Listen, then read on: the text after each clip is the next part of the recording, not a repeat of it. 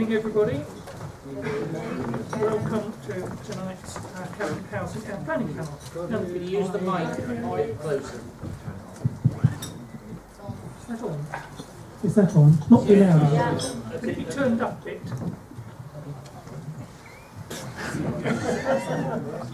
There's a slider somewhere.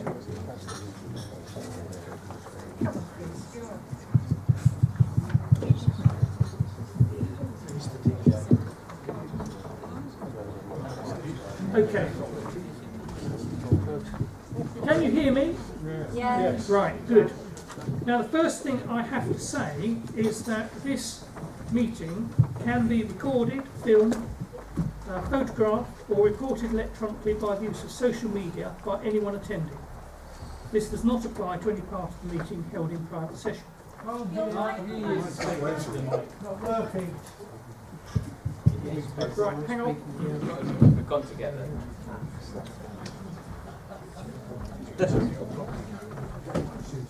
That's work. Is that any better? Yes, Use the arm buttons.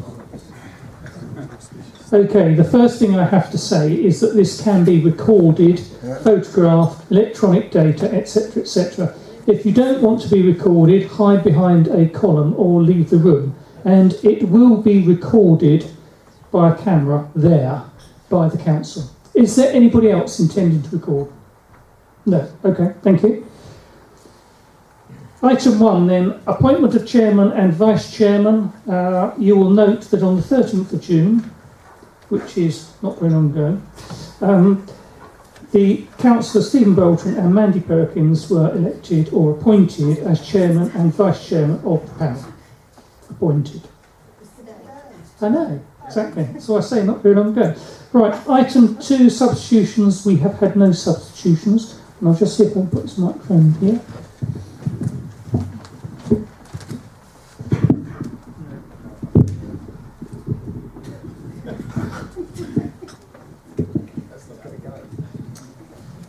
Can you still hear me? Can you hear me? Turn it off. The technology is failing us today. Sorry. Is that better? Yeah. Hey! Yes? Right. Yes. Sorry, Steve. Okay, right, where we are. No apologies, as everybody's here. Minutes to confirm as a correct record the minutes of the meeting held on the 21st of April. Thank you. Item 5, notification of urgent business. We have not been notified of any. Item 6, declaration of interest by members. Member of the County Council. Thank you. Nobody else? Right, thank you. Right, item 7, public question time and petitions. I have up to 15 minutes to take questions from members of the public. We have rather a lot of questions tonight, and therefore any questions that we don't get to in the 15 minutes will be answered by the council and written replies will be sent in due course. But first of all, I have received a petition from the residents of Marshmore Crescent protesting at the selection of sites in Welham Green, and that will be dealt with by the officers again in due course. So, 15 minutes for questions, and the first question is from Mr. Bennett. Would you like to come and put your question, please?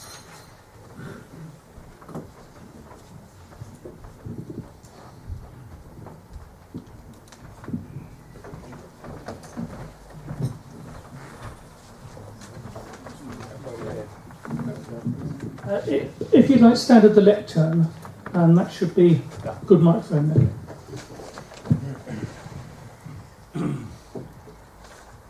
Testing. It's okay? Yeah. Panel. Why is it that in the officer's assessment of CUF 5 and CUF 12 there is no mention of the unique opportunity for the borough to provide a zero carbon development through its linkage to the nearby anaerobic digestion plant at Cattlegate Farm, which is within the same ownership? Since this is of fundamental importance under sustainability considerations, and has been promoted accordingly as part of our exceptional circumstances case. I think that question could also have been on a slightly wider borough basis in terms of what technical work has been done by officers to align potential land allocations with special renewable energy solutions under the NPPF.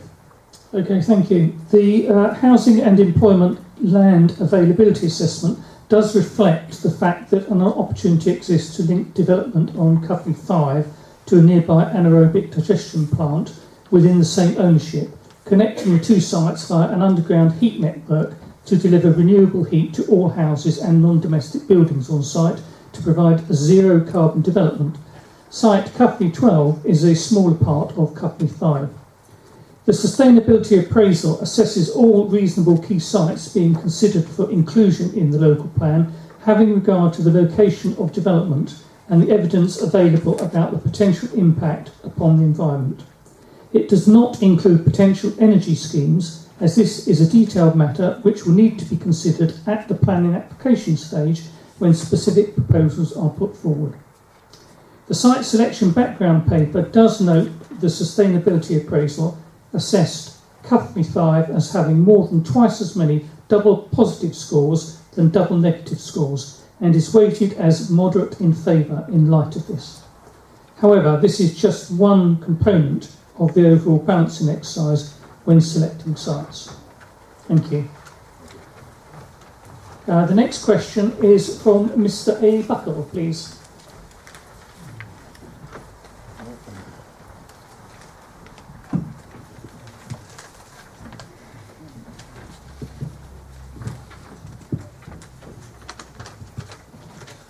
Thank you, Chair. I note that the Director reports in paragraph 7.3 that there is a risk of the local plan being found unsound if it does not meet the objectively assessed need. In light of this, wouldn't you agree that the panel must consider including the sites mentioned in paragraph 3.47 and cannot rule HAT 2 out at this stage based on incorrect information on the provisions of the Section 106, which, for the record, was specifically drafted to make provision to enable future development should it be consented? Thank you. There has been a dialogue between officers and the landowners' representatives concerning the effect of the existing Section 106 agreement for this land on the potential delivery of site HAT 2. The Council has also taken legal advice on this. Although there are provisions in Section 106 relating to a potential termination of any lease of the country park to a managing trust, in the event that planning permission for housing is obtained on some or all of the land, there is no provision in the Section 106 itself to permit housing development without a formal variation to the deed. The site could therefore only be made available for housing if there is agreement to a formal variation of the existing Section 106 in respect of the provisions of the delivery of Ellenbrook Park. That variation would need the agreement of the landowner and the local authority parties to the original Section 106, Hertfordshire County Council, Welland Hatfield Borough Council and St Albans District Council. St Albans District Council has serious concerns about entry into a variation to the Section 106 without assurance that an area of satisfactory size and quality will be made available as a country park in place of the land which will be lost to the proposed housing development.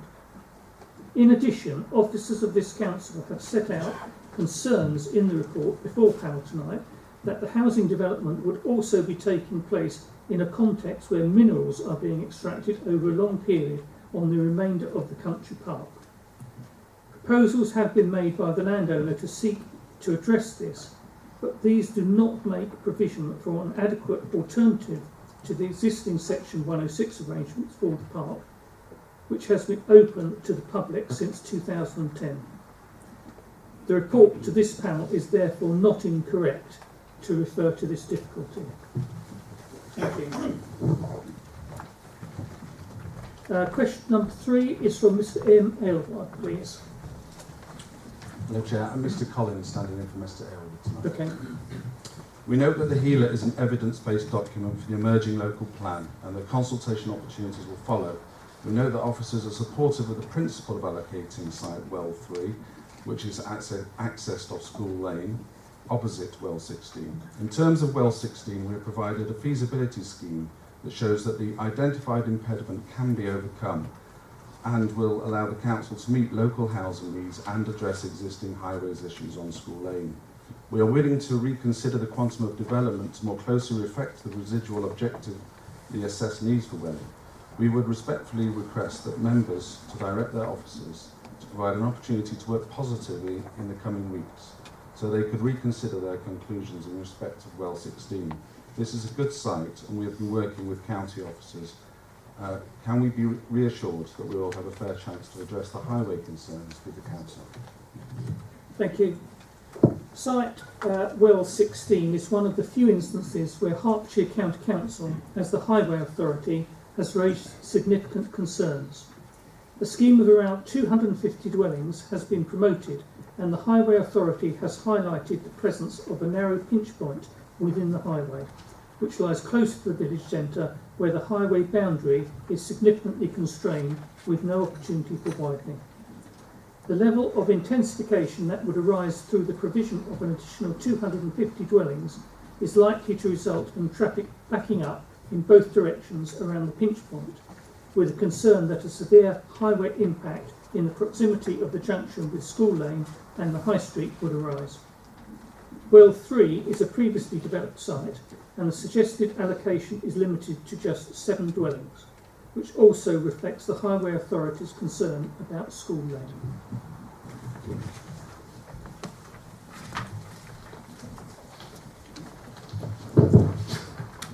Question number 4 from Mr. A. Haruna, please.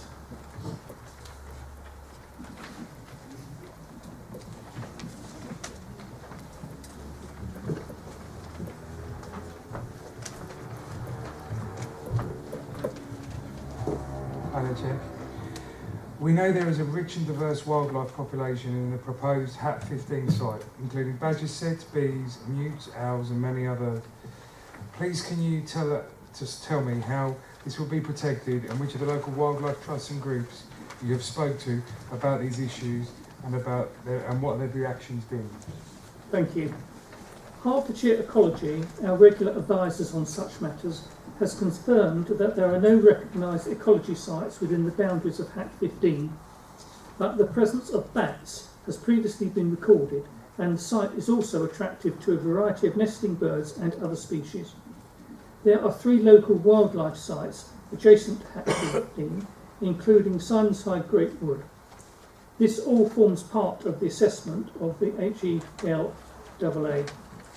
If the site is to be developed, a preliminary ecological appraisal of habitats will need to be carried out to assess ecological value.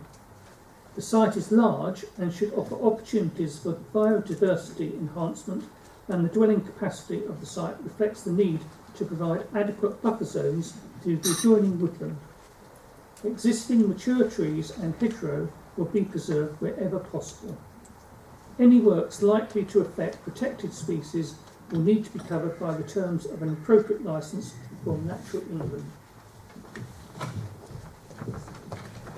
Question number 5 from Mr. P. Miller, please.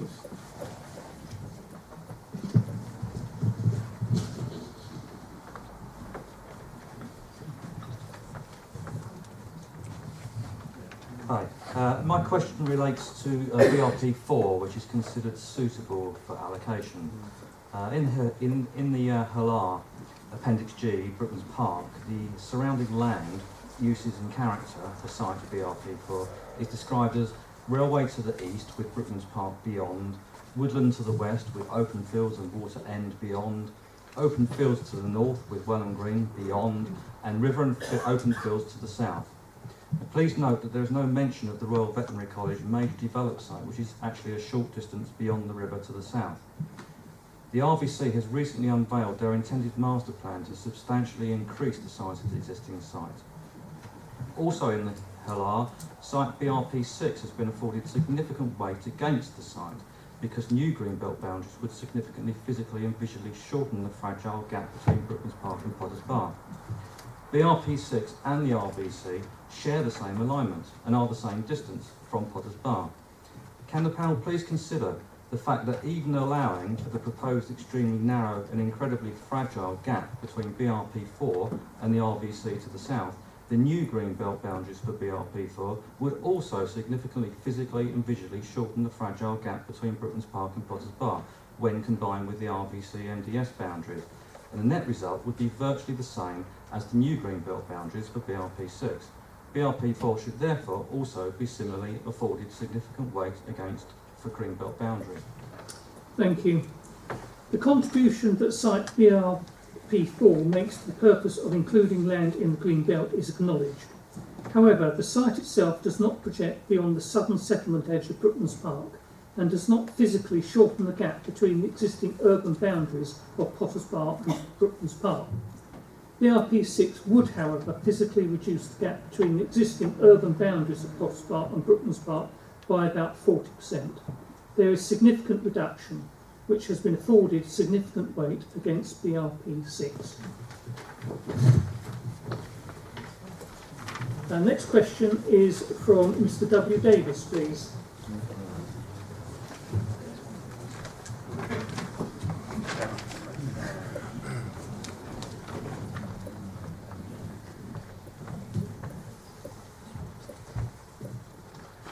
Good evening.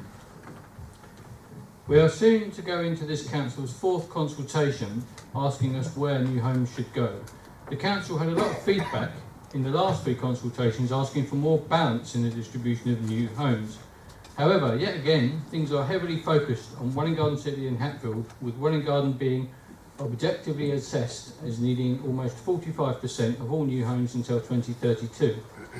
Although your current distribution proposals don't manage that 45%, what is clear is that other parts of the borough fail to meet even their much lower percentage contribution by a massive margin. Cuffley, for example, is deemed to require only 4% of all the new homes, and yet the new proposals show that only about a fifth of that 4% is currently projected. Brooklands Park is similar, with a contribution of only 3% required, but these proposals show at the moment only about a tenth of that amount is currently projected. Yet again, I strongly question whether a fair and balanced approach is achieved in these plans, those that you'll be discussing tonight and Wednesday. Does the panel, does the chair of the panel, agree that even at the fourth iteration of the local plan process, a fair balance across the borough is still not evident? Thank you. The housing background paper to this report explains that the purpose of the planning system is to contribute to the achievement of sustainable development, and local plans must respond to the different opportunities for achieving sustainable development in different areas. A proportionate distribution of growth across the borough is a mathematical starting point. Assessments are then carried out to inform the plan-making process.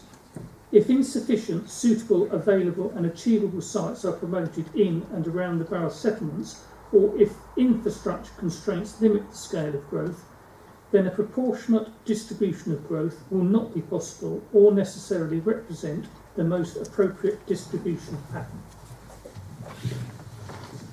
Thank you. And one last question then for Mr. Gardner, Mr. J. Gardner.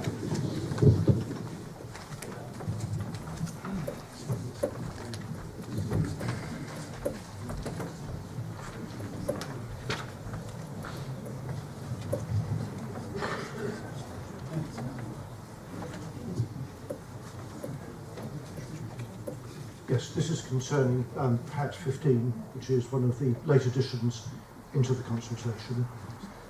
We note that it hasn't been subject to the previous consultation process and is contrary to the previous stated position of the council that no development should take place in the green belt that wasn't adjoining an existing current development. We've got a petition of over 1,000 signatures. There are more than that, but they're not all unique. And what I'm asking is that the council, the committee takes into account the representations that would have been made if there had been a prior consultation involvement. Should the sites come forward, a strategic green corridor as indicated in the local plan consultation document can be delivered in conjunction with the delivery of strategic sites. Green belt boundary would be redrawn to exclude these sites, whilst the land in between would still lie in the green belt, which would continue in its role of preventing the coalescence of the towns. Thank you. Right, so now we go on to... Chairman, it does seem to me that a number of the questions have arisen because of the fact that we've got new proposals in front of us which we've not seen before. I do wonder whether we could set aside the rules on this one occasion and allow all the questions to be asked and answered. We've got time set aside in 2 days' time if this meeting doesn't conclude, so it's not as if we're all going to be No, I don't think so, Malcolm. No, we need to press on.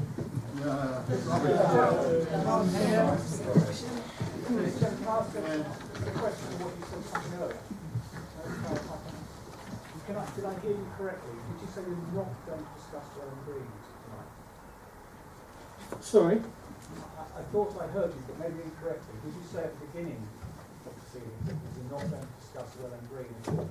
No, I didn't say that. You didn't say that? No, I didn't say that. No. Right.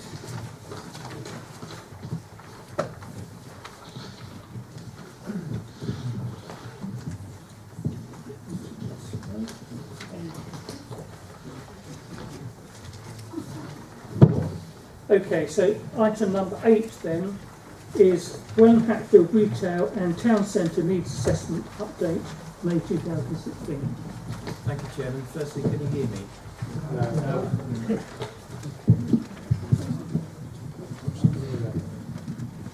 Thank you, Chairman. The Retail and Town Centre Needs Assessment is part of the positive approach to planning for town centres that government guidance expects councils to undertake. It provides an assessment that will inform the formulation of the local plan policies for town, neighbourhood and village centres. It updates the original assessment produced in 2007, and new survey data has been used to account for where people shop and what they buy. Future retail capacity is set out in terms of potential square meterage in the centres. It's derived from economic forecasting, taking into account shopping patterns, population change, and factoring in the increase in internet shopping. The figures that result are shown in Table 1 on pages 2 and 3 of the agenda. For clarification, convenience means food shopping and comparison means non-food. Economic forecasts become less reliable over time, especially beyond 10 years. It's also harder to predict trends in retailing going further to the future. The capacity figures to 2026 look broadly achievable, and they'll be used to inform local plan policies. In considering planning applications for retail development out of centre, councils can require an impact assessment if the proposal is above a locally set threshold. The previous assessment set this at 1,000 square metres, but the new assessment recommends a lower threshold of 500 square metres for applications affecting town centres and 300 for those affecting smaller centres. So this represents an opportunity for the council through the local plan to be more rigorous in its assessment of out of centre planning applications and its protection of existing centres. The assessment will be kept updated regularly. I suppose the other thing to say is that following a similar trend from the 2012 update, comparison shopping figures have been factored up because of greater confidence in the economic recovery. Convenience shopping is not bouncing back so quickly, and the predictions in the 2016 assessment are actually slightly lower than they were in the 2012 assessment. Thank you, Chairman. Thank you. Councillors? Yeah, thank I'll be very brief. For table 1, I think quite understand it, because if I look at total comparison goods capacity, it seems to imply that that will go up from 2021 to 2026 by a factor of 3. Is that the growth you're showing or the absolute amount? It's the growth. Even then, I find it staggering because of the balloon really. It's broadly in line with previous trends, and it is on a relatively high base. What is the current base? The current base, I have the It's more figures complex. broadly to hand. Just for comparison with Right, the whole borough. for the whole borough. Almost 2,000, really. So for comparison, we would add it's about 45,000 square metres. 45,000 square metres, so we're saying it's going to grow by about 6% to 2021. Yes. And a further 18% to 2026. That's probably right. Yes, I mean the Does numbers are cumulative, so yes. Okay. Just the numbers cumulative. Yeah. So that the 8907 includes the 3695. It does, yes. Oh, okay. Mm. Quite a bit. All right. Helen? Thank you. I mean, I find that quite staggering, that increase, especially as the large neighbourhood centres are decreasing. So on 3.6, you say the study points out the national policy promotes a town centre first approach to new shopping provision. Now, how are we going to do that in Village Garden City when that's all privately owned? How are we going to be able to encourage that and support that? And also in 3.9, and you did say just now when you introduced this paper, you set a threshold of 500 square metres for out of centre and 300 square metres for applications affecting neighbourhood and village centres. Could you give examples, please, so we have an idea of what 500 square metres and 300 square metres actually means? 300 square metres is just slightly larger than a corner shop that would be allowed to open on a Sunday.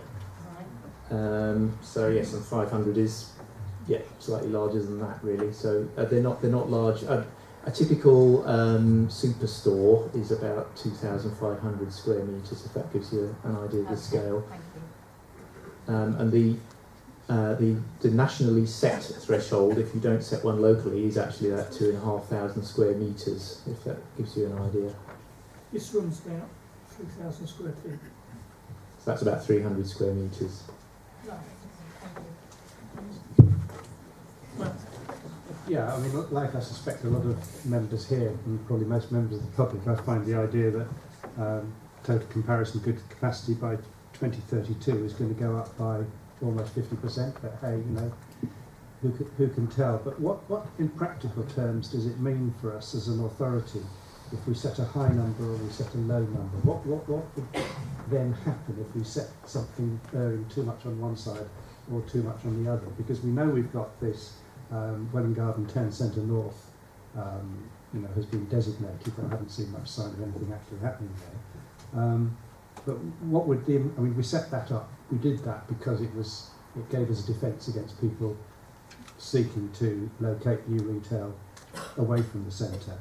What sort of size was that? And what's the implication of having a too high a number or too low a number? So remind me of the 6,000. So Town Centre North is about 6,000. Right. So that more or less accounts for the figure. That accounts for most of the figure up to 2026. And your comment about 2032 is quite a valid one, because even our consultants think that because of the vicissitudes of economic modelling, that figure, there must be some doubt cast on that. So which is why I talked about only looking for the next 10 years in terms of planning for retail capacity, because I think there's some in the industry. There's some sort of I think there's some doubt as to whether the trends actually work that far in the distance, in the light of what trends are likely to sort of bear out. Well, I think what Malcolm was asking really was, so what if we pitch it too high or too low? What is the effect on the council? I suppose if we pitch it too low, the danger is that, and it does turn out that the demand's there. Well, there's one of two things. Either we start to get hostile applications in places that aren't sequentially preferable, so things start to go in places that aren't really edge of centre, they go out of centre, so there might be more pressure to expand in outer centre locations, for example, or else actually we just start the local economy suffers because that capacity sort of moves to somewhere else in a neighbouring centre. So it could go to Stevenage or St Albans or whatever really. But are we required to plan to say where that space would be? Yes, going yes we are. forward? So we'll see in effect another town centre north, or two more town centre norths in the case of Welwyn Garden to allocate that amount of land. That's if we were going to 2032, yes, which is why, as I say, we're not looking beyond the 10-year horizon on the retail side, because we've been advised that that's not the right thing to do. Do any of these numbers, which are projections, and as you said right now, drive the next agenda item, which is the big one for tonight? So suppose it turned out that 2032, the comparison goods requirement was way below. I don't guess that would affect our population projections and housing numbers, but is there a driver there? Is there a linkage? I think it's more the other way around. Okay, so we can say that even if this is wrong, it doesn't call into question what we're about to discuss in a minute or two. No, it informs the plan generally. The other way around. Okay, then the recommendation is that we note the findings. Happy to do that? Right, thank you.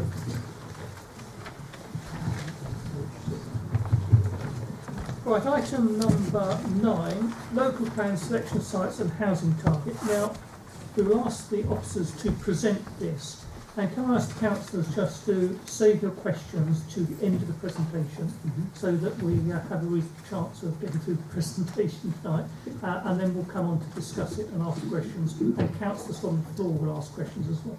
Okay, Claire, sorry, before you start, can we have some of the blinds closed so that we get a chance of actually seeing what's on the screen?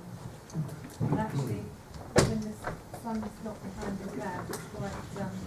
Also, there are 3 or 4 chairs here, if anyone at the back wants to look at something. They can sit on them. Sit on them, I mean, yeah. There are some mics dotted around. We could withhold speakers to have some on either side. There will be. Thank you.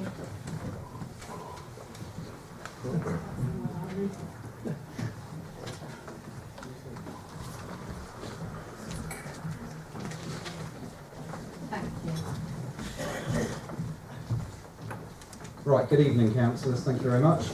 My name is Colin Haig, I'm the Head of Planning. What we are going to do here tonight is discuss the sites that you believe should be included in the local plan. The information we are presenting to you tonight is the result of an extensive process of collecting and analysing information about promoted sites and the capacity of the borough and individual settlements to accommodate growth. Now, I appreciate it's complex, but we believe it's a level of detail that is necessary if we want to have a sound local plan at the end of this process. What I'm going to do is give a presentation that explains the purpose of the report, summarises the housing and employment need evidence, summarises the infrastructure evidence, explains how sites have been assessed, and then it will identify the sites that we consider are suitable or unsuitable for development. And after the presentation, I'm more than happy to return to individual slides as you want to discuss what I've presented. Very quickly, the UK has a plan-led planning system, and we have a duty to prepare a local plan for our borough. And we also have a duty to cooperate with adjoining authorities and other bodies, utility bodies, infrastructure providers, etc. Our local plan period will go from 2013, so it's backdated, to 2032, and when complete it will have a strategic vision for the borough, it will have site allocations, it will have development management policies to help determine individual planning applications, and it will also have a policies map showing all of those allocations and environmental designations and other land uses. Once it is adopted, planning applications must be determined in accordance with the policies of the plan, unless material considerations indicate otherwise. So that means if sites are not included, then you can refuse them on that basis. If they are, you approve them on that basis. Now, the themes that have informed the work we've done, in summary, are the National Planning Policy Framework expects local plans to deliver sustainable patterns of development, and it also has a statement, I won't read it out there, but we are expected to attempt to meet the objectively assessed need for development, unless there are good reasons why not. As part of the consultation that we've done in the past, people have said to us that they would like to see growth more fairly distributed to towns and villages around the borough, and more recently they expressed concerns about growth on the Greenbelt, on infrastructure, warned about their concerns about settlements merging, and queried the scope for new settlements. The work we have done to identify our objective assessment of need is in terms of economy, employment and jobs, that in addition to our existing designated employment land, we also need to look to find another 5.4 hectares for office, for general industry, for warehousing activities. And in terms of housing, independent consultants, taking account of population, household projections, affordability, a number of other matters, have said a range between 12,600 and 13,400 new homes over that plan period 2013 to 2032. Now, as part of the paperwork, we have considered that a target at the lower end of that range, the 12,600-ish figure, would best meet the needs of the borough, taking account of the evidence and the consultation responses, and that it would represent a considerable increase in housing supply over our current stock. I will try and summarise this as quickly as I can. Table 4 of your report, on page 12, looks at what's, for a better description, already in the bag. So we have completed a number of homes in the borough, just over 1,000 in the last 3-4 years. We have another almost 800 under construction. We have granted permission for 670, and that assumes a small non-implementation rate of things that won't actually be built despite having permission. And we've also looked at trends over recent years and judged that over the plan period a windfall allowance, so small sites that we haven't identified, other sites that will come forward that we haven't picked up on, will deliver 1,385. So that gives a total of 3,900 homes we think are already there, and you can see the second bit of the table shows what that means in terms of the objective need and what is left. So it's somewhere between 8,700 9,500. What we have then done is put out a call for sites, and we have had many hundreds of sites promoted to us, and we've carried out a housing and employment land availability assessment, and we have looked at all of those sites in terms of their suitability, availability and achievability, both urban and greenbelt sites, and followed a national best practice methodology. A site has failed if it is unsuitable because it hits a policy constraint, an environmental designation, flood zone 3, there's a significant physical barrier to development, or it's not contiguous with an urban settlement boundary. However, I will come on to the fact that we have looked at one new settlement because of its critical mass and the facilities it provides, to our mind makes it a sustainable choice. Sites have failed at stage 2 if they pass stage 1, but then they're still found not to be suitable, available, achievable for development, and sites pass stage 2 if they are suitable, available, achievable for development. And in the pack of paperwork you'll find tables covering all of those sites. There are some small sites that we haven't done tables for just because if they're below 5 or 10 units, depending whether they're in urban or in towns or villages, they won't be shown on the policies map just because they're so small. So that's why some smaller sites don't have an appraisal table. At the end of that process, the green sites that we identified that are suitable, available, achievable for development have a capacity of 11,789 homes. You can consider those, to our mind, as your menu of options from which you can select sites from which we have done further work and from which you can treat as a menu of options. Now, the follow-on piece of work is the housing site selection. So the first bit, the HELA, is a very objective study to our minds. The background paper is a far more subjective piece of work that weighs up greenbelt purposes, whether it leads to sprawl, merging, encroachment, whether a new sensible green belt boundary can be drawn, transport issues, flood risk issues, infrastructure capacity, school provision, the sustainability appraisal that we've done, whether there are any strategic advantages or disadvantages, and cumulative impacts. So it tries to weigh up all of those, and what we're essentially talking about tonight is whether you agree with our weighing up of that work.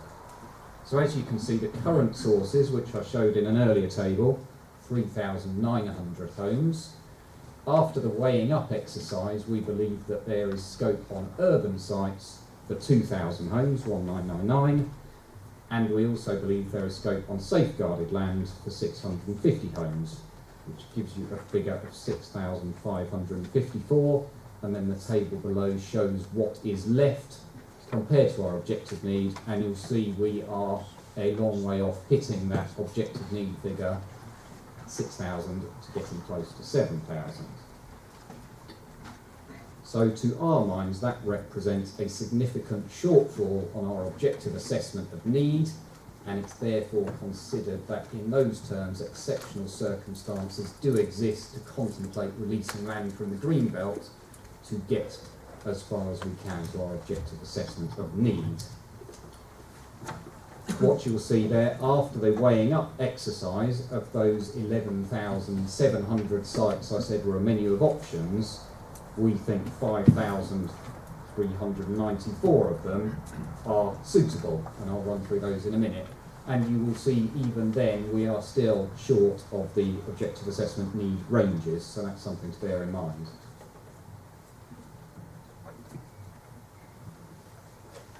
In terms of employment, as I've said, we've been advised we need 5.4 hectares of additional employment space, which equates to about 138,000 square metres. The government has a policy that allows offices to go to be residential without planning permission, so we've assumed a loss of office space over the plan period from that policy. And then we have assumed new provision coming forward at Broadwater Road West, from land within Hat 1 Northwest Hatfield if you choose to select that site, and from WEG4B Marshmore if you choose to select that site. So you'll see that comes to 116,000, so we are somewhat short, but we recognise that projections of employment and jobs and the relationship between hectareage and floor space is very difficult. There's no direct correlation. So we feel comfortable we could go forward on that basis and make a case at examination on those choices. We have done a large amount of work on infrastructure, talking to infrastructure providers to understand all the issues associated with whatever growth target we select and the sites we select. County Council as a highways authority have advised that growth will create congestion in certain places, but they don't anticipate any major showstoppers at a borough level. Rail companies intend to improve the East Coast Main Line and improve the frequency of services, and the County Council as a transport body are planning for more public transport, walking and cycling as part of a long-term plan for the future. The utility companies anticipate that growth can be accommodated and are more concerned about the phasing of schemes to allow that upgrade or provision to be made. We're talking water, electricity, sewerage, etc. County Council have advised us on school provision, and I'll come on to that in a minute as that relates at an individual settlement level. And the NHS are likely to seek financial contributions from developments to invest in clinical care in the county, and they've also highlighted a need for new GP surgeries within the borough. Schooling, as I said, has been an important factor in our weighing up exercise. We have been advised that the likely growth levels we're talking about require 3 new secondary schools in Welwyn Garden City, and serving the northern villages 2 new schools need to be identified, and they also think they can expand existing secondary schools in Welwyn Garden City by 1 form of entry each, and they also believe that Hatfield will require 1 new secondary school. Primary school provision constrains growth in some settlements, and I'll come on to that as we discuss the individual settlements. But in summary, Welwyn School is a listed building. Welwyn Green School is next to an ancient woodland and has expansion challenges. Brookman's Park School can only expand by one form of entry, and there's also been advice that a new school might be needed in the south of Welwyn Garden City area. Now, in terms of all of this and the decisions you make tonight, it's worth noting the government has threatened nationally to intervene where councils have not submitted their local plans by early 2017, so we have to bear that in mind. We have to cooperate with adjoining authorities and other bodies, and there's a risk that they will object if the local plan doesn't meet the objective assessment of need, because that provision may need to go in their areas, and vice versa with them preparing their plans and the effects on us. There is a risk of a local plan being found unsound if it doesn't meet the objective need, and that's something that will be tested at examination. The examination inspector may require modifications if he or she doesn't like everything in the local plan, and that may include additional sites. And there is also the risk of planning applications being rejected or refused. Sites that we reject on the Greenbelt that we haven't selected in the local plan being one on appeal because of all those factors. Now, this timetable is provisional, but we are here tonight discussing the sites, and on Wednesday, if it is needed, we are proposing to bring the plan back in a drafted form to the 20th of July and then go into Cabinet on the 2nd of August. We're proposing 8 weeks of public consultation because the beginning of the consultation will start during the summer holidays, so we want to make sure there's sufficient time for everyone to comment, and then we'll be analysing those responses late this year and progressing towards submission and examination. From the moment we submit, the plan timetable are out of our hands, and it's dependent on the government appointing an inspector who will then organise the examination. So that is provisional as best as we can estimate. That timetable means the government shouldn't be intervening because we would have submitted in early 2017. And in essence, the recommendation is the panel considers all of the information we provided to decide which site should go forward as the proposed submission local plan, taking account of what you consider represents a sustainable pattern of development, the proportionate distribution issue, the evidence we presented to you, the consultation responses you've heard over many rounds of consultation, the shortfall against the objective assessment, the balance of many other factors, transport, infrastructure, impact on Greenbelt, impact on the environment, and any other planning issues. Now, what I will do is move on to the sites themselves, and then I'll happily come back to anything in there if you would like me to.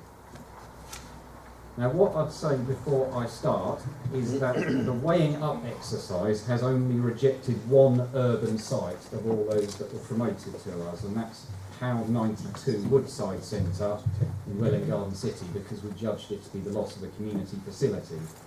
So all of these maps focus on Greenbelt sites. That's where I was intending to focus my presentation and presumably your consultation. Now, looking at the map you've got before there, I can zoom in if you need me to at any point. The red sites that you see on there, any red site you see, are those that have been rejected at stage 1 of the housing and employment land availability assessment because there's a significant constraint factor. The orange sites are those that passed that stage but we didn't consider to be suitable, available or achievable.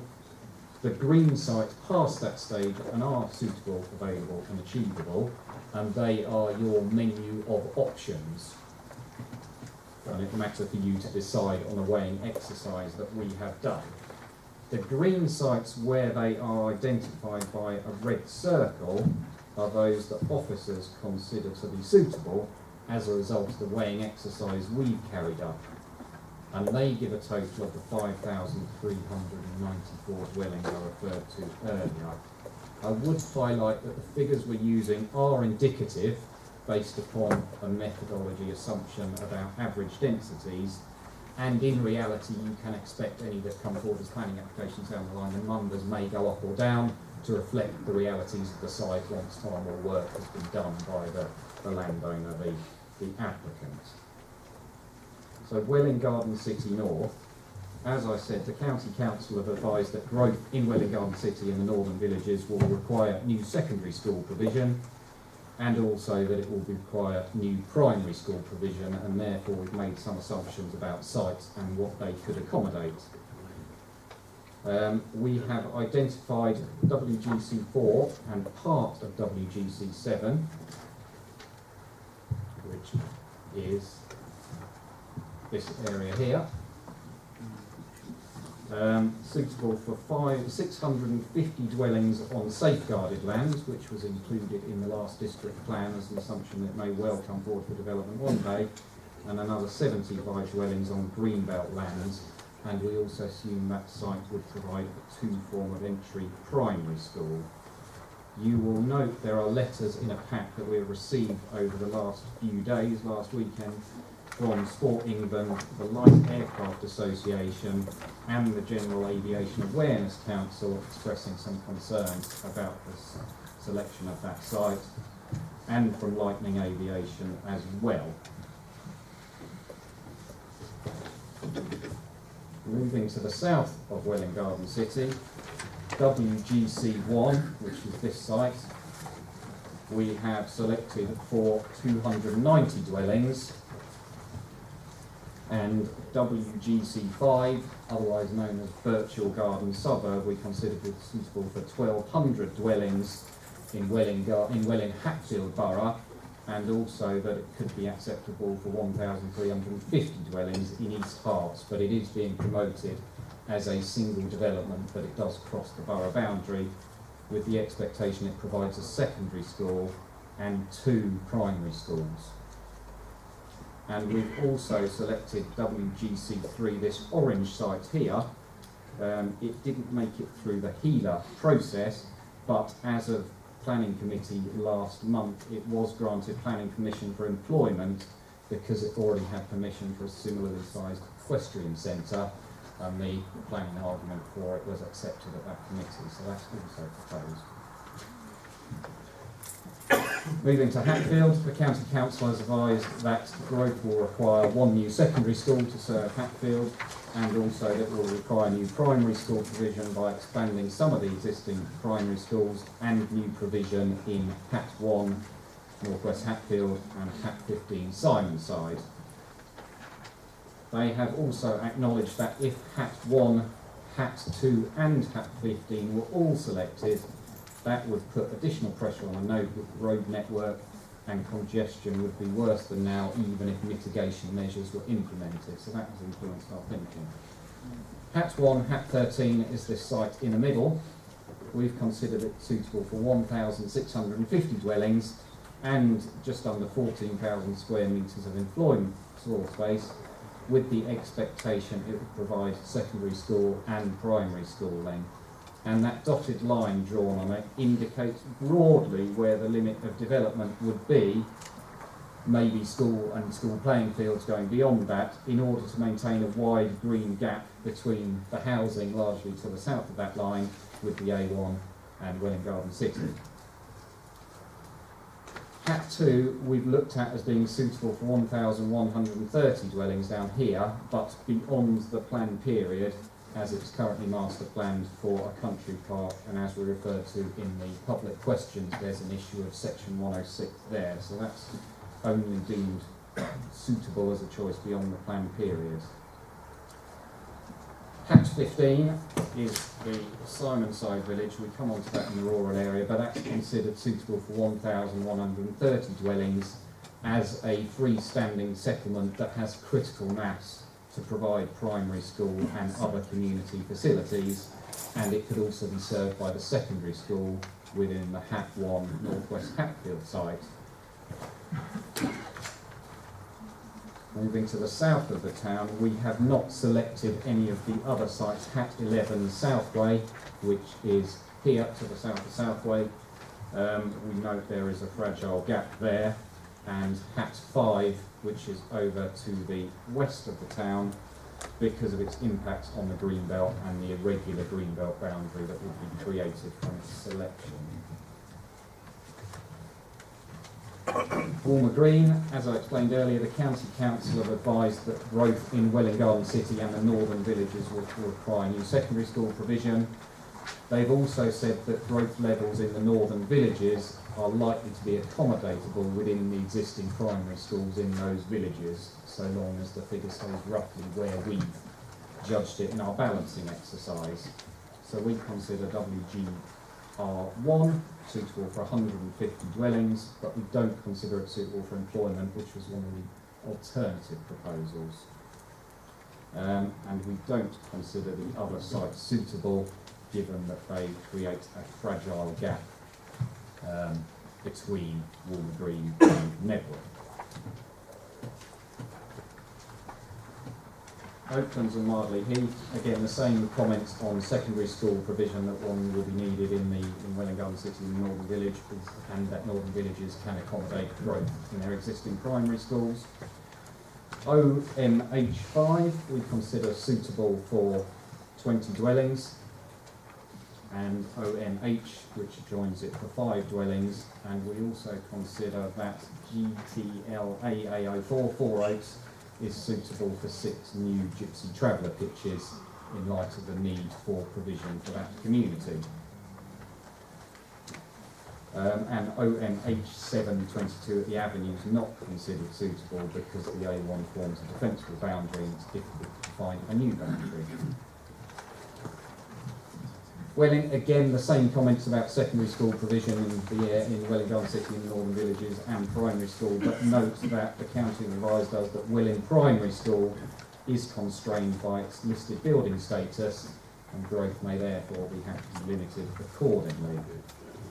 You have, that's right, well 3 here, we believe is suitable for 7 dwellings, well 4 for 30 of the dwellings, and well 11 for 30 dwellings, and this congregation of sites here we don't believe is suitable, and that's because the collective constraints of access, uncertain delivery and the erosion of the greenbelt gap between Welling and Codcott. And you'll note we've had public question in that regard. There have been no sites in Digswell that have been identified in the HELA, so there are no sites proposed for Digswell beyond what might happen in the urban area. Welham Green into the south of the borough. County Council advised that growth in the southern villages could be accommodated by expanding existing secondary schools in Potters Bar and or Brookman's Park or in Hatfield if necessary. They've advised that the expansion of the primary school in Welham Green is constrained by the fact it's next to an ancient woodland and a wildlife site, so that the village can only accommodate up to 80 dwellings. A higher growth level would require the provision of a new primary school. They've also advised that enhancement would be needed to the Dixon's Hill A1000 roundabout junction to resolve congestion. The site here, WEG4B, land at Marshmoor, we consider as suitable for 80 dwellings as part of a mixed-use scheme which would have about 40,000 square metres of employment floor space, recognising the objective need for employment provision over the planned period.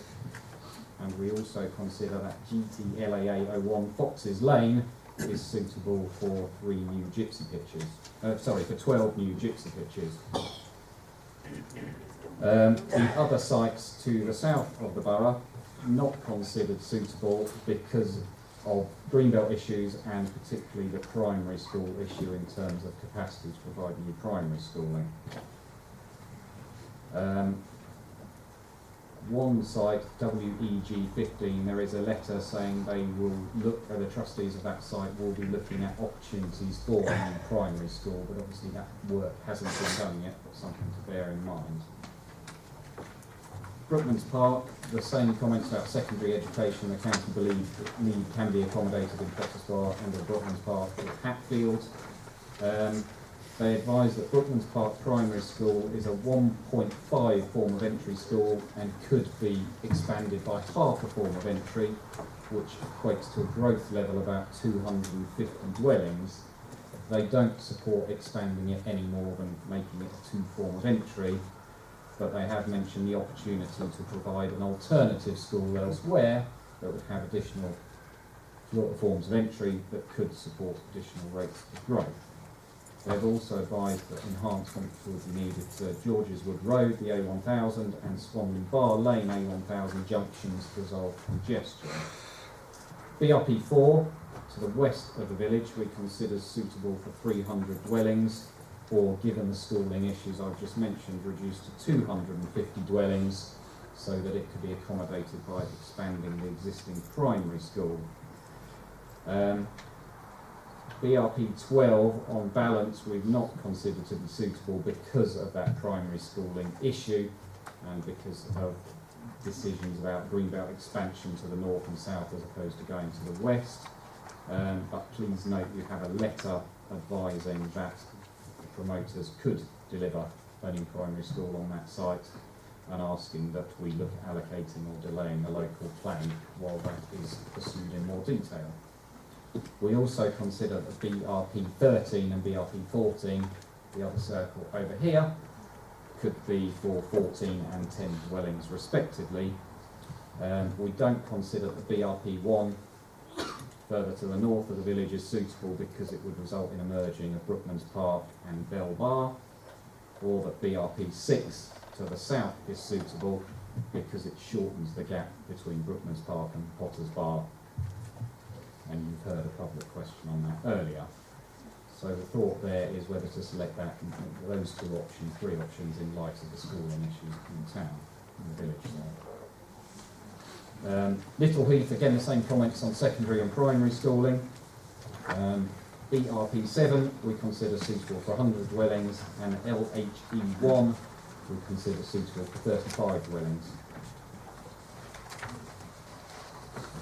Cuffley, comments are slightly different here. The County Council envisages that secondary school provision could be met in Doxoak and Cheshunt, which is just to the east from Broxbourne, and they say that it would be possible to accommodate up to 400 new dwellings by expanding Woodside Primary School in Doxoak and seeing a switch of where pupils from Doxoak go to school and where pupils from Cuffley go to school. But to expand the existing Cuffley Primary School would require third-party land. They've also advised that up to 365 dwellings could be accommodated in and around the village, with enhancements to Plough Hill, Station Road, Northaw Road East Junction and Northaw Road, Cattlegate Road Junction. But rewarn that if we selected a higher growth target, the Plough Hill Junction would likely remain over capacity even with enhancements. So on that basis, we have selected Cuff 1 for 30 dwellings, Cuff 6 for 108 dwellings, and Cuff 7 and Cuff 12, those two sites there, for 75 and 73 dwellings respectively. We've not selected Cuff 4, Cuff 5, because they are physically and visually open and prominent forms in the landscape, and we believe they need to come forward together to achieve a logical boundary. Their selection would represent a significant disproportionate growth to the level of the village. And we don't consider that Cuff 10, just up here, is suitable for 33 for similar reasons in terms of Greenbelt and the Greenbelt boundary.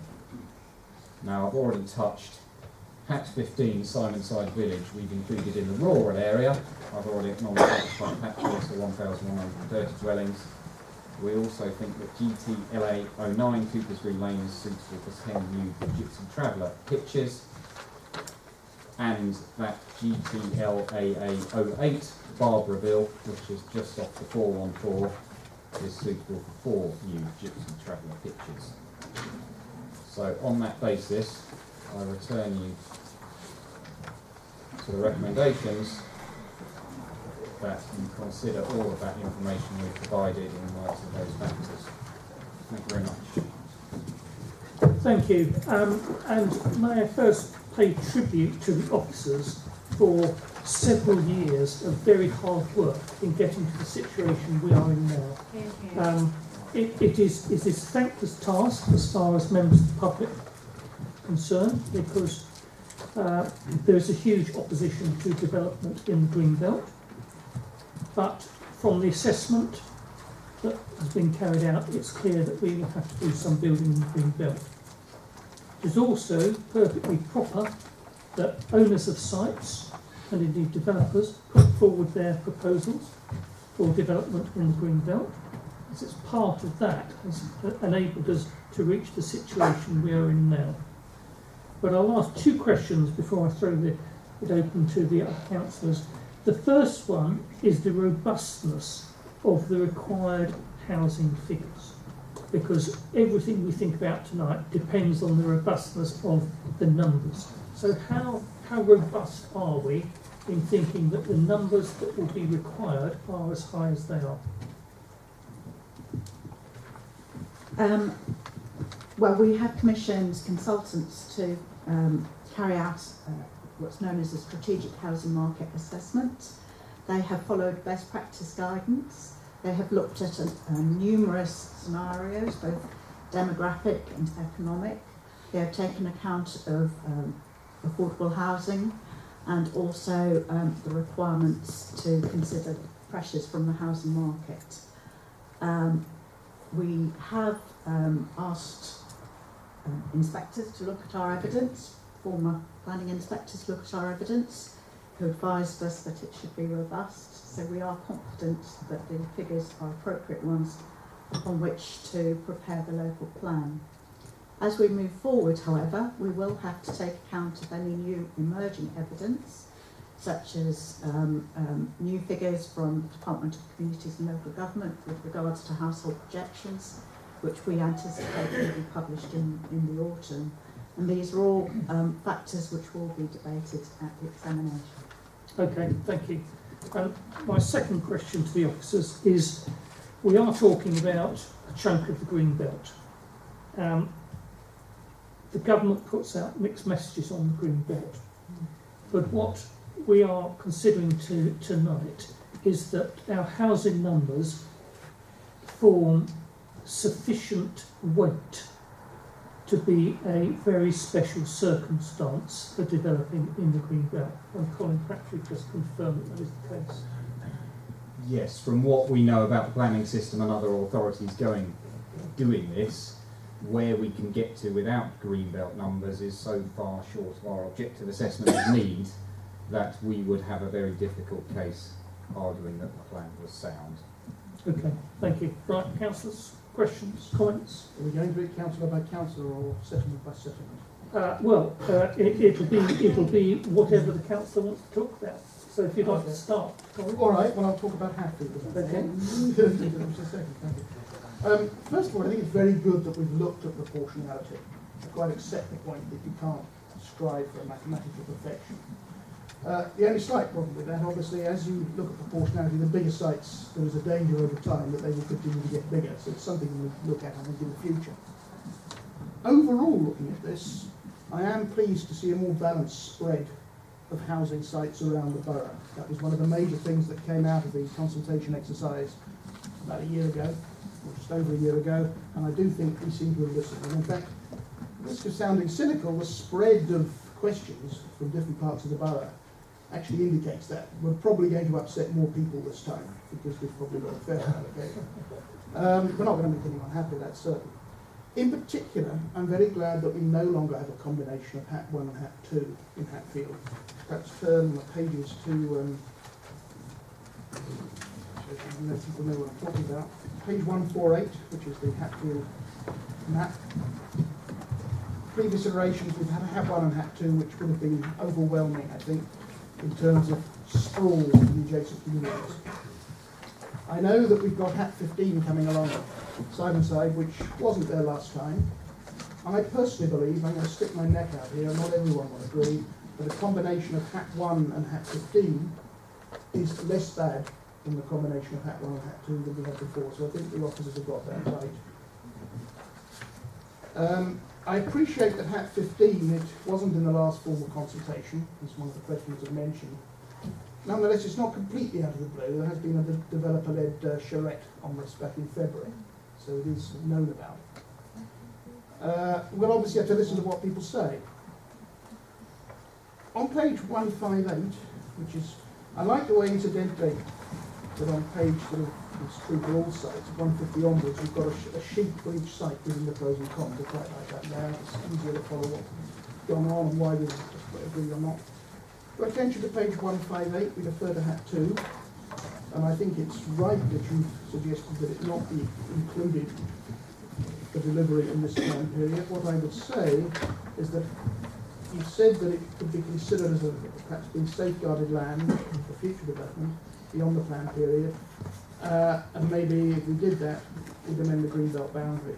I don't believe we should say that. I think it's premature at this point to prejudge what might or might not happen by the end of the plan period. I might be dead for a start. But, and it's, I think, particularly wrong to do it for one site alone. In reality, if we get to the end of the plan period and population still continue to grow, we'll have other problems, but we would need to look at all the sites we currently rejected. So my preference would be on page 158 and also page 103 where you refer to it, in fact throughout the document, that we simply keep it simple and say that we're not recommending it for inclusion in this plan period, full stop. And we make no suggestion that we look at it in the future because who knows what will happen beyond 2032.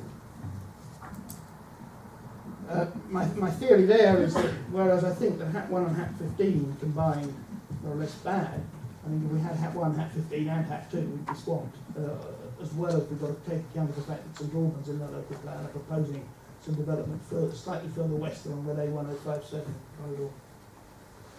corridor. Page 125,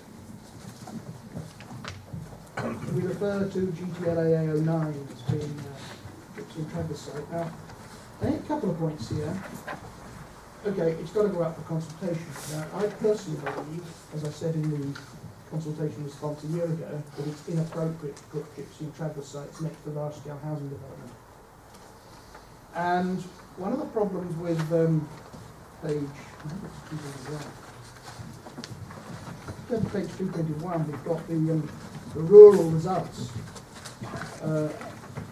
I think that's misleading. It shows GTLA 09 as kind of being in the middle of nowhere.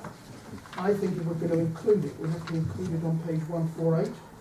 There's a map on page 148 because it is actually right opposite that one. So I do think that, well, I'm not suggesting we change what's going out for consultation. I think it's wrong to have it, but if we're going to show it, we should show it where it actually is, right alongside that one. I don't want to mislead anyone to think it's in the middle of nowhere. So I could ask if we could just, I'm not saying you take it out of the map on 221, but please include it on 148. I think I reiterate the idea that I don't think it's right that we put the Gypsum Traverse sites alongside or in the midst of major housing development. I think there's a similar issue with Pansanger there, which I probably referred to. That's really the bulk of what I was going to say. A couple of other things, so I don't occupy the whole thing. Really, it's road infrastructure. I think there's going to be considerable problems along Cooper's Green Lane, Green Lanes, and the roundabout, which some of you may know by the Jaguar Land Rover dealership, where Brocket Road, Cooper's Green Lane, Great North Road will meet. It's bad enough in the rush hour now, even outside the rush hour. I think something will need to be done there, and we'll need to ensure the appropriate investment is made in good time, rather than just heart telling us it'll all be all right on the night when it won't be. And that's still, even if we take HAT 2, that's still true, because HAT 15 will filter into Cooper's Green Lane. Lastly, another thing to do with the roads is that on the existing former aerospace site, that's Upfield Garden Village and Salisbury Village, many of the roads are still unadopted 15 years after the houses were built. And that causes us major problems with getting the grass cut in the right place, parking looked at, various other things, because we have little authority if that county hasn't adopted it.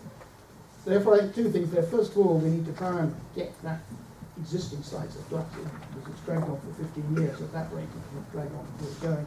Secondly, we need to make sure, and perhaps we're fortunate here that HAT 1 and 15 are the same developer as I understand it, that we don't get into this problem again. Roads are going to have to be adopted from the moment they're built, rather than waiting until it happens. So really that's all I had. I think that therefore I'll stick my neck out. It's going to be universally popular. And so that the recommendations for what we're including for HAT 2 are right, I think. And that we just tighten up on our exclusion of HAT 2. Thank you. Thank you. Yeah. Oh, sorry.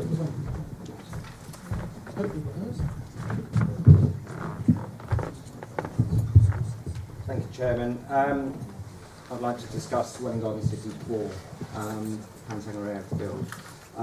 Move a bit closer down. Is that better? Can you hear me now? Hello? Hello? Working now? Okay. Welwyn Garden City 4. Can I first start by saying that officers have not listened to the developer who's proposing 1,000 houses on that site.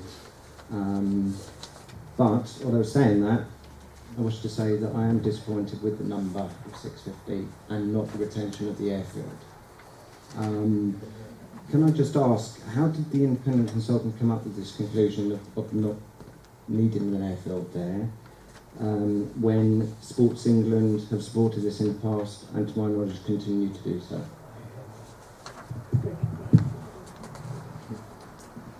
As part of the balancing exercise, we've taken account of all factors. We have a need for housing. Hansang Airfield is identified in the current adopted district plan as safeguarding land, recognising that it may well be needed for development. It is a matter for councillors to weigh up the balance. It's being promoted for development by the current landowner. They have closed the airfield, so there is a factor to bear in mind that if the site isn't selected, how do we make it back into an airfield? Easy.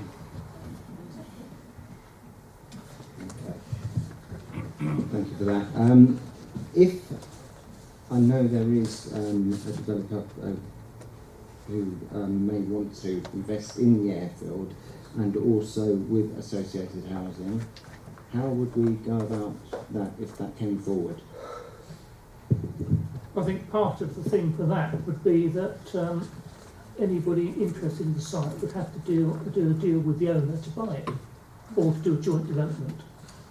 But, I mean, remember, we have asked owners of sites to come forward and bring their sites forward for development. And the owner of this site, as I understand it, has put his site forward for development for housing. Okay. And can I just have clarification from the officers that if 650 homes were built on the airfield site, that Sir Frederick Osborne School would be extended?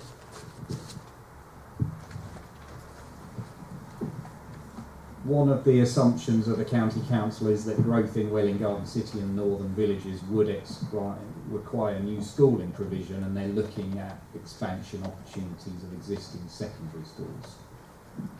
Thank you. On the Hansang Airfield, page 143, it says 650 dwellings and traveller pitches, gypsy and traveller pitches. How many do you anticipate to have on that site?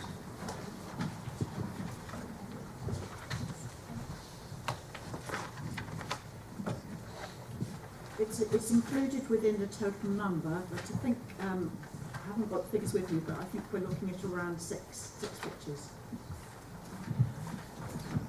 Dealing with gypsy and traveller sites is a controversial and sensitive issue. However, residents on the doorstep have expressed their concerns about gypsy and traveller sites being considered by the council. I feel that an alternative option should be considered and explored in providing sites separate from any proposed housing development, having in mind the strength of feelings on this issue. Also, the wider picture of such sites where investments are likely and the impact on neighbouring locations and the environment. As part of the consultation process, I hope that this will be considered and discussed. Okay, thank you. Malcolm? Yeah, I've got several questions to ask the officers and then I'll make some comments on some of the sites. Just turning back to the question, gypsy and travellers, have we got in this plan sufficient sites to meet the anticipated need, demand, whatever word you wish to use? We've done a number of pieces of work, so in the same way we believe that the housing and the employment evidence robust, and of course gypsy provision is part of housing provision, it shouldn't be separated entirely. We believe that the sites we've identified, existing sites where there's scope for new pitches and the provision of new sites would meet that need over the planned period, yes, if they are selected. Thank you. On the question of infrastructure, there's obviously been a lot of discussion in the papers about schools' capacity, though I have to say I think the attitude of the County Council has been pretty defensive on this, and there's the fact that there's two of the papers we've got submitted tonight saying that they're willing to accept other expansions, suggests they could have been a bit more cooperative. And it's not to say that everywhere should be expanded, by any stretch of the imagination, but we should have had more choice if they'd taken a more open-minded approach to this. But that really seems to be almost the totality of infrastructure discussion. There was a brief reference in the presentation, but I didn't see anything in the papers about water, drainage, sewage, and critically the capacity on the A1M. I would have thought, the fact that a lot of these sites are close to the A1M is going to be contribute to problems there. And of course, people like Stevenage, authorities like Stevenage, are also going to be expanding. I mean, are we clear that there are sufficient plans to provide all the infrastructure, at the times we want them, and not to have development constrained by the various companies not bringing forward their plans for expansion quickly enough? Because at the end of the day, the expectation is that development will proceed along from the volumes that we're putting in the plan. If you turn around and say, "Oh, sorry, we can't develop on any of these sites because the infrastructure hasn't been provided," then we've rather wasted our time. We are talking to all of the infrastructure providers, so particularly Highways England and Herts County Council as the highway authority in respect to transport. We've done a number of detailed modelling exercises, and that takes account of growth elsewhere in Hertfordshire. The advice coming back is there are no showstoppers, but they recognise some of the issues associated with the A1M, the distributor roads on and off the A1M, so like the 414 and many other roads in a borough. It's modelling where we can take into account the growth numbers. We recognise that we will need to take contributions from developers in order to upgrade junctions and roads. The County Council recognise they need a long-term plan to accommodate all of the growth that's likely to need to come forward in Hertfordshire.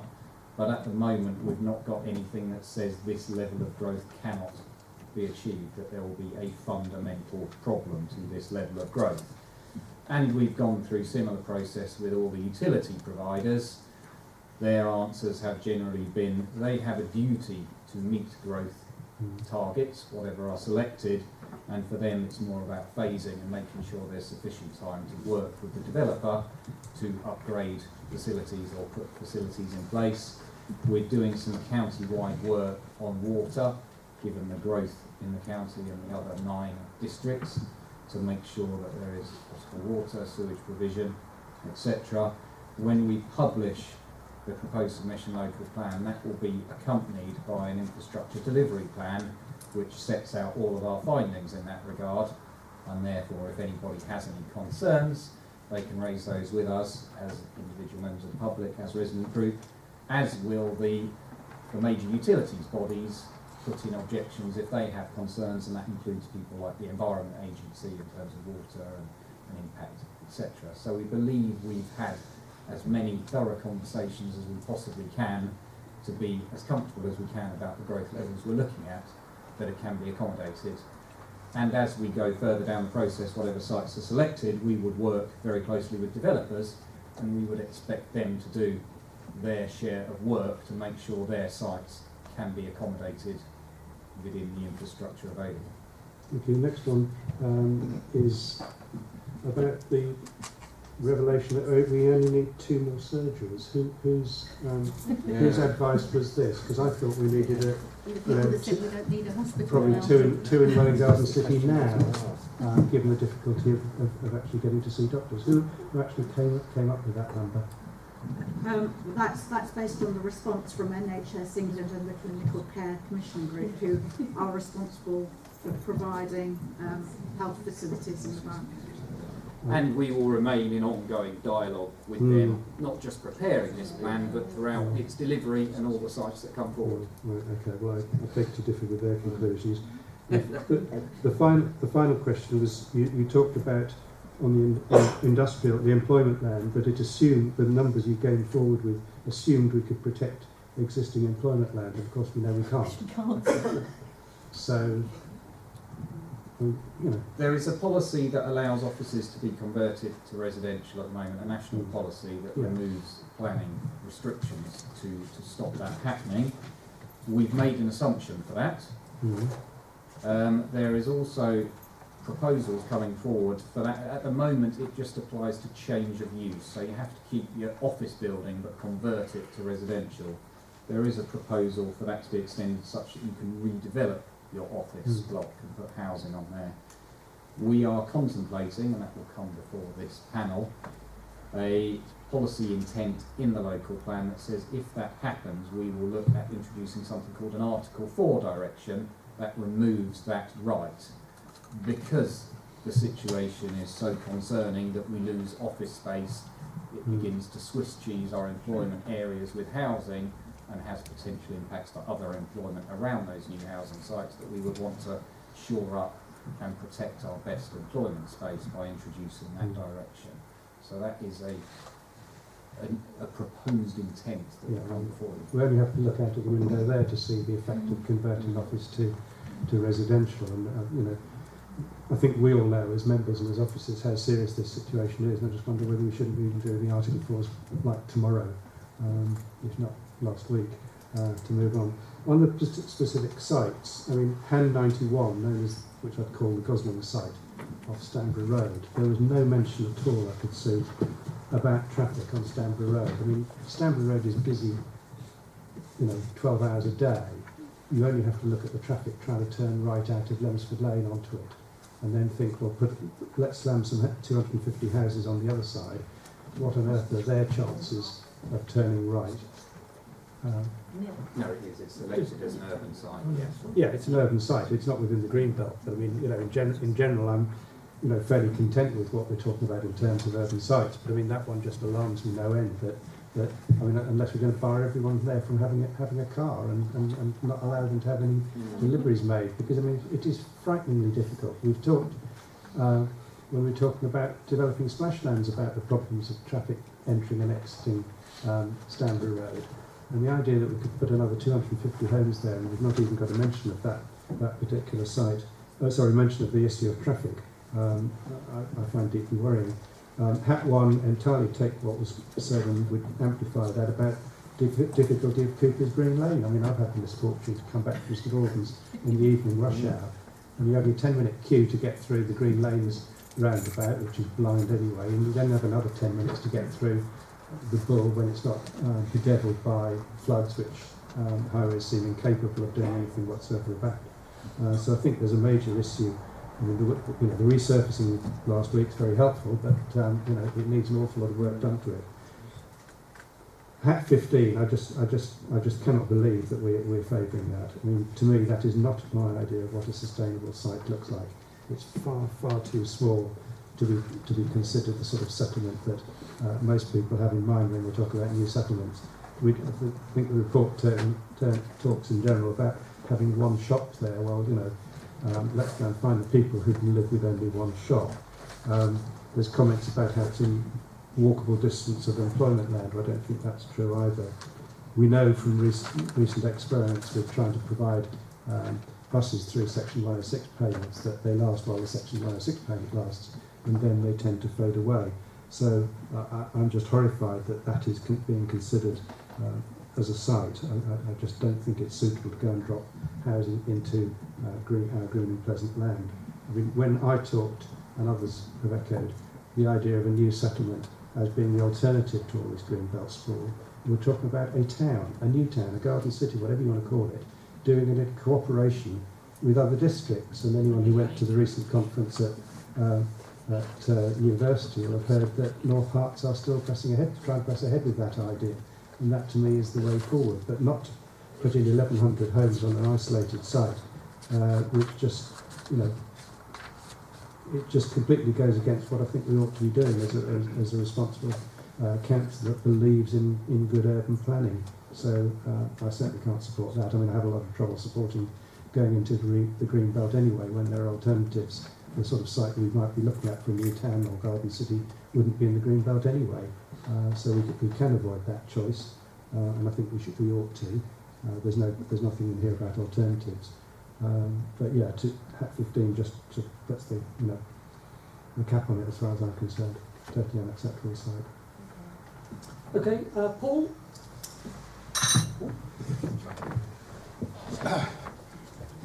Thank you.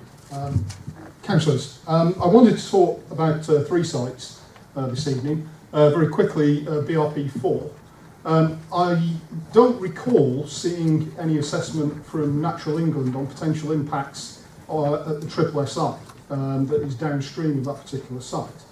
And whilst you're looking at BRP4 as being dealt with, the flooding issues on the actual site being dealt with the SUDS, what I would assume that you're talking about in that area is, or that scale of development, is a storage with slow release SUDS, which would change the drainage regime of the subsequent river channel and may have an adverse impact on the SSI. And I don't know whether there's been any assessment of that.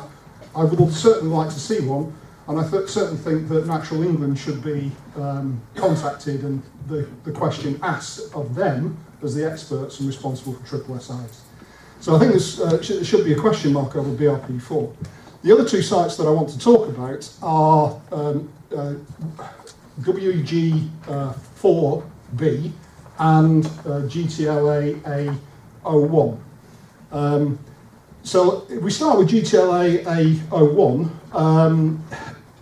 the development there, expansion from the currently consented 4 site pitches, I believe, to 12, is rather problematic. Not only has that development already happened and the council is now being pushed by local residents to enforce the original consent back down to 4, but there is also evidence to suggest that the current occupiers or previous occupiers of that site have done things on the site that have resulted in upstream flooding problems. I can show you that evidence outside the meeting. That particular site, I'm really surprised has continued forward. I'm glad to see that lots of the other sites, because of the infrastructure issues, haven't. But that site's continuing forward because that's effectively a gateway development to the village. It's the first thing you would see as you drove into the village. Now, is what we're really saying to the people of Welland Green that what you should have as a gateway site as you enter your village as a Gypsy and Travellers site, I think is not really on. Now, the flooding issue that I mentioned actually raises the question as to whether WEG4 is actually deliverable. The reason that it might not be deliverable is that a sustainable urban drainage system, which is mentioned in the pack as being the solution to any flooding issues on the site, would be ineffective. The 2 options that you realistically have in terms of a SUDS in the UK is an infiltration SUDS or a storage and release SUDS. However, because of the drainage issues, which are out with this council's ability, or indeed the property developer's ability to resolve, that have been ongoing for at least the last 3 years, mean that that site, groundwater is at surface, which means that a storage and release or an infiltration SUDS is an ineffective solution to flooding issues. It raises the question as to when the result of that, resolution of that flooding issue, if at all. There is no timetable I've seen for a resolution of that issue will happen. It may be within the plan period or it may not. If it is not, I think that the inspector will have a decision to make about whether that site is truly deliverable. Because to concrete over that particular site means that what you will do is significantly exacerbate an already existing flooding issue on that particular site, and SUDS will not solve the problem. So I urge you please to have a look again at both of those sites, and indeed BRP4, because I think they need further scrutiny and further work to ensure that they are actually deliverable and sensible within the plan period. Okay, thank you. Glyn? Thank you, Chair. Do you need a mic?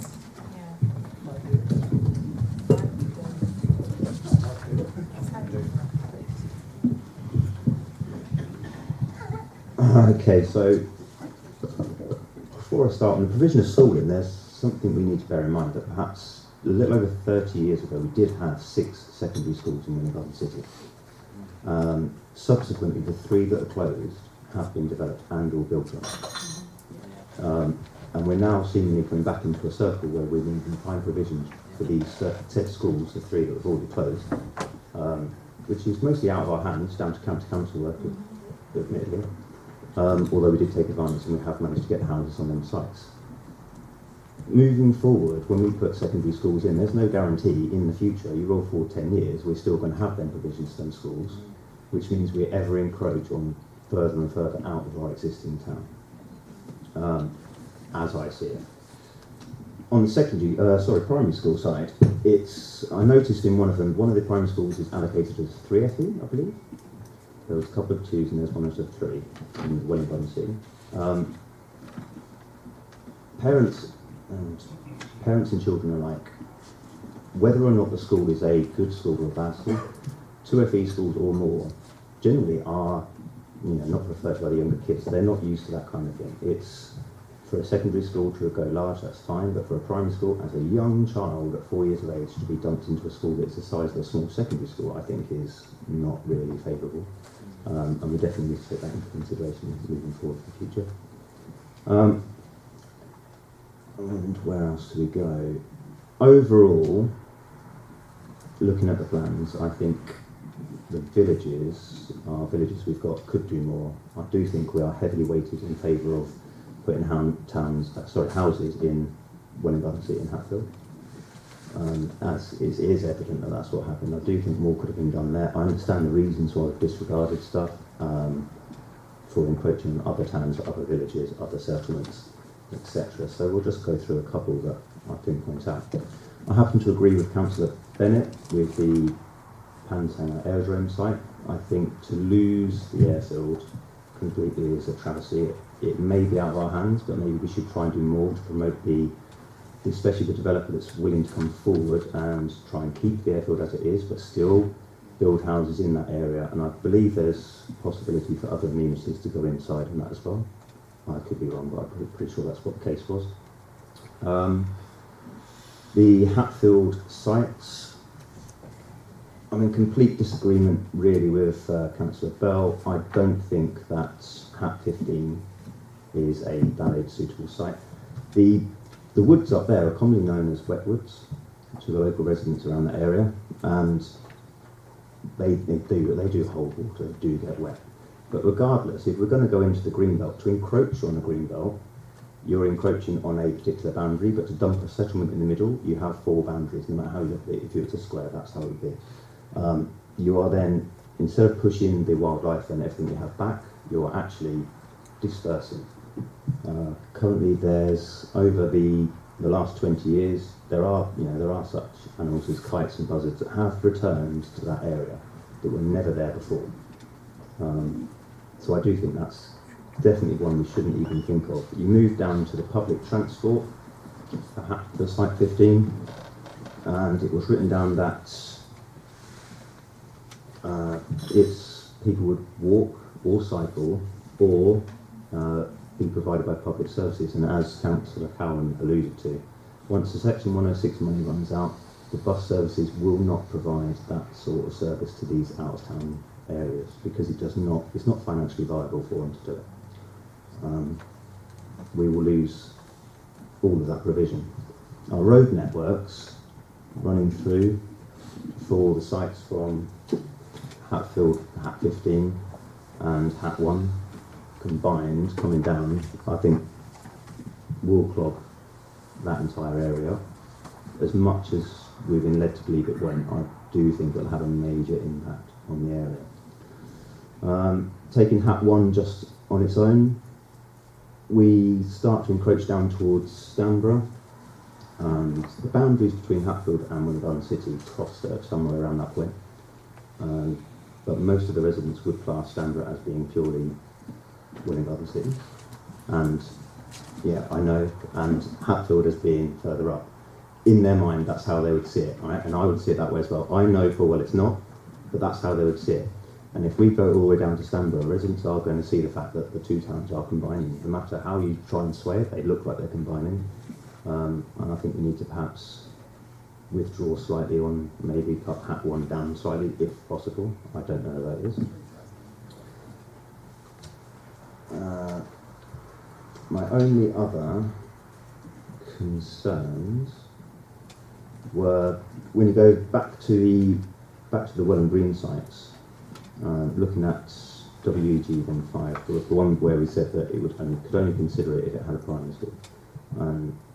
Maybe because of the amount of schools we're providing in such a dense areas when London City Hatfield as they will become, I think we need to start looking at provisions on the schooling in the villages, and that maybe place a bit more weight on them rather than trying to let the two towns take the brunt.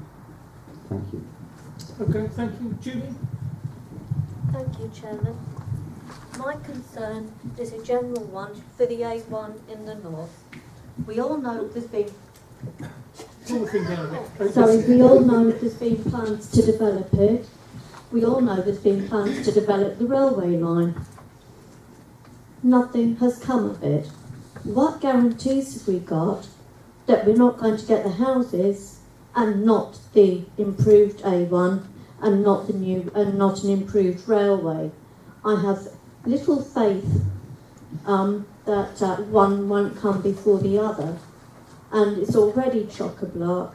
My concern is that what we know we already need is just what we'll get in the extra houses. We'll still have the same traffic, so we'll be no further forward. Okay, thank you. Sarah?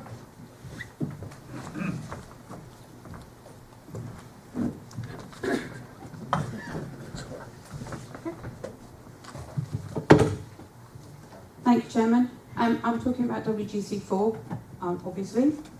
I'm very disappointed that there's been no consideration for the realignment of the airstrip, particularly in light of fairly recent representations, which do, to me, make it look like it's a lot more viable than people are saying.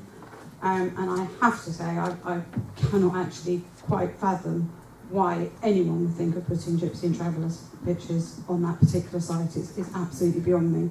Don't understand that one at all. So I would like to see maybe re-looking at the possibility of the realigned airfield and housing, and at very minimum looking at having some green space within that development, because otherwise we're looking at Panshanger having almost no green space other than Money Hole, and I just think that would be wrong. Thank you. Thank you. Steve?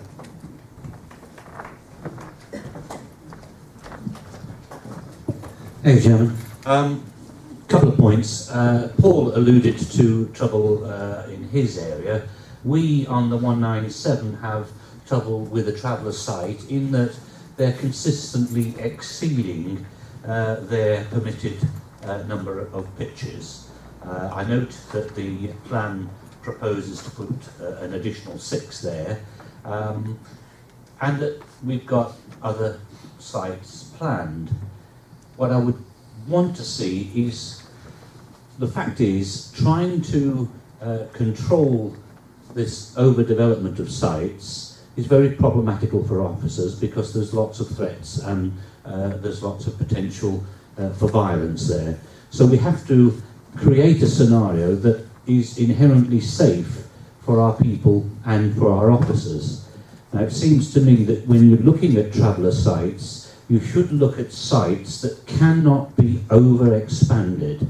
The one at Welland is well overexpanded on what it is, so giving them 6 means they'll still only exceed it by another 4 or 5, but at least they are in a constrained site. So wherever you put a site, I would suggest you could only put it in a site that cannot be overly encroached. The other thing I'd like to talk about is Walmer Green. The proposal there for 150, together with the proposals that are going to come from North Hertford, Nebworth, where again there'll be several hundred houses in Nebworth, all coming down the 197 and leading on to the A1M at Welland Clock roundabout. There is concern in the neighbourhood of the capacity of that road to be able to cope. Note, normally highways had nothing to say, no comments to make, no improvements to offer, and once again that seems to be the case. There is concern that although the reports are suggesting there is sufficient primary school provision, that with an extra 150 homes in that area, Whilst the secondary school is going to be there's going to be an additional one, you're actually going to try and make do with the current primary, one of which has already been extended and has got capacity issues. So I would really ask you to look at that in detail to assure the people of Woolmer Green that this is not going to be a problem. So the infrastructure issues are a problem on the 197. People will need satisfying that that is not going to deteriorate the quality of their lives in that they will have to leave at 6 o'clock in the morning simply to be able to get out of Woolmer Green and onto the motorway.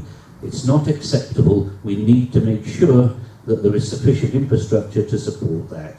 Before the houses. Okay, thank you. Helen.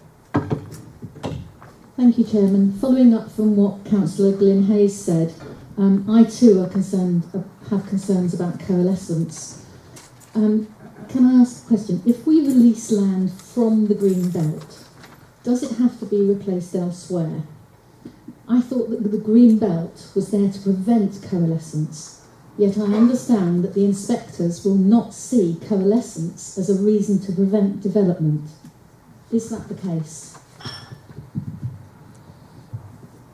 In this circumstance, in this borough, we won't be able to really provide green belt because everything that isn't urban is green belt, so there's no further sites to choose from. In terms of the second point, what the inspectors have advised us when we've asked and looked at other cases is you pick the most sustainable choice. Now, what we have heard from the community in response to previous consultation is they don't want to see settlements merge, and we've taken that into account when we selected or rejected sites to try and reduce that chance of merging by looking at east-west opportunities rather than north-south opportunities, given the general pattern of existing development in this area. Thank you. And school provision, you said right at the very outset, was at a local settlement level. Why then, with 2,500 new homes proposed for Welwyn Garden City South, is there only one junior school proposed? The working assumption is if you select Birchill Garden suburb, which is, myself, WGC5, there would be primary school provision provided as part of that. The County Council are also indicating there might need to be further provision, but as yet they haven't identified a site, and it depends on which sites we select as to where that might need to be looked at. Thank you. Bernard?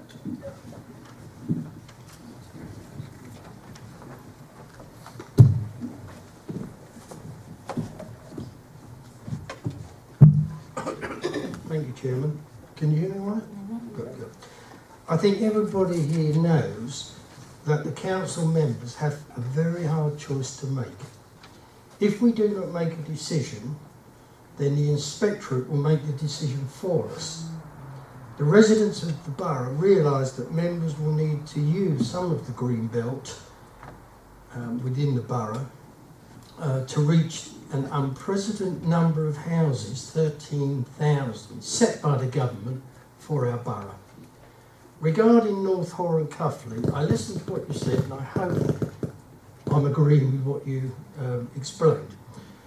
I'm sure members of the panel are aware that allocating the remainder of Cuff 12 along with Cuff 5 and Cuff 4 would increase the size of the village of Cuffley by 57% and at the same time be a complete contradiction of the emerging Cuffley neighbourhood plan, directly conflicting and undermining all the hard work undertaken by Cuffley Parish Council and the local community.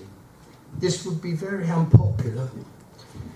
The larger metropolis site, comprising of the remainder Cuff 12, 5 and 4, has a high level of physical and visible openness.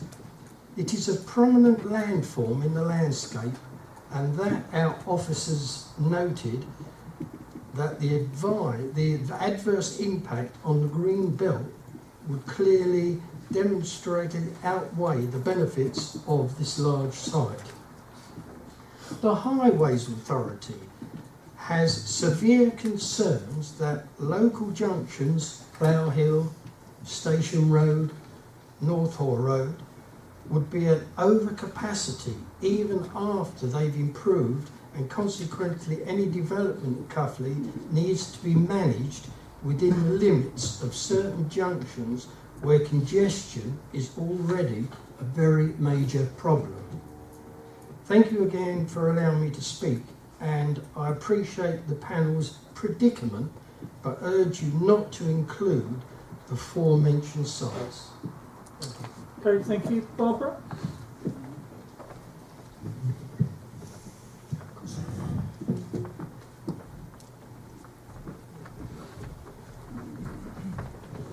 Thank you, Chairman. Just a couple of points. Listening to residents in Haldens, a lot was spoken about the lack of GP appointments. I'm secretary of the local practice at Moores Walk, Pear Tree, of the patient group. Great difficulty has been found recruiting GPs. We have lost quite a few through retirement, so people are very frustrated they cannot get appointments. You may sort of create new surgeries, but you won't necessarily be able to find more GPs to run them. Yeah. Another quick point, you've not mentioned nursery school places. I know my neighbour had to wait 9 months for her little boy to find a place. Again, very crowded in our locality. And the other thing, talking about traffic, trying to get at rush hour through Hertford is a nightmare. The thought of having hundreds more cars trying to get through that way to where and coming home at night, I think would be really, really difficult. Thank you. Okay, thank you. Thank you, Chairman. Councillor Thompson has had to give her apologies for this evening, so has been unable to voice the concerns held by herself and residents. And I speak for both of us and them when I state those concerns. It goes without saying that no one wants this level of housing in their local area. Handside as such has very little proposed, save for the town centre north development. However, many other developments will have an enormous effect on the local area, such as the Broadwater Road West and the Gosling sites. All these extra homes will increase the strain on local services and infrastructure, such as the health service, schools and roads, all of which are already overstretched, and in the case of schools, already oversubscribed. It is really important that any increase in homes is supported by the right amount of infrastructure, as everybody has voiced this evening. Not just for now, but well into the future. But it's not just the amount which is important, but where it is sited. Schooling, nursery through to senior, needs to be placed where travelling can be kept to a minimum. I'm alarmed that they feel that it's all right for people from Gobsoak and Cuffley to go all the way to Cheshunt. Otherwise, other major issues will be created by poor planning and delivery. Residents are very aware of the need for housing for future generations, but like most, do not want it if it is detrimental to the existing environment. Careful consideration must be given to how the housing is designed and delivered, and of space standards and density, and not just in Welwyn Garden City, but throughout the borough. We are one of many authorities struggling with the delivery of thousands of new local homes. No one wants these figures forced upon them. However, if we all turn away from these difficult decisions and do not take responsibility now to provide home for future generations and to retain control of our local plans, an inspector from somewhere else in the country will take the control from us. For this reason, I will be supporting the officer recommendation. Okay, thank you.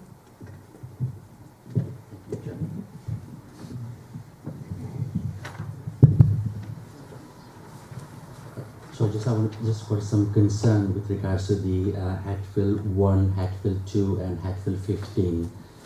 I somehow don't disagree with Councillor Duncan Bell, but I do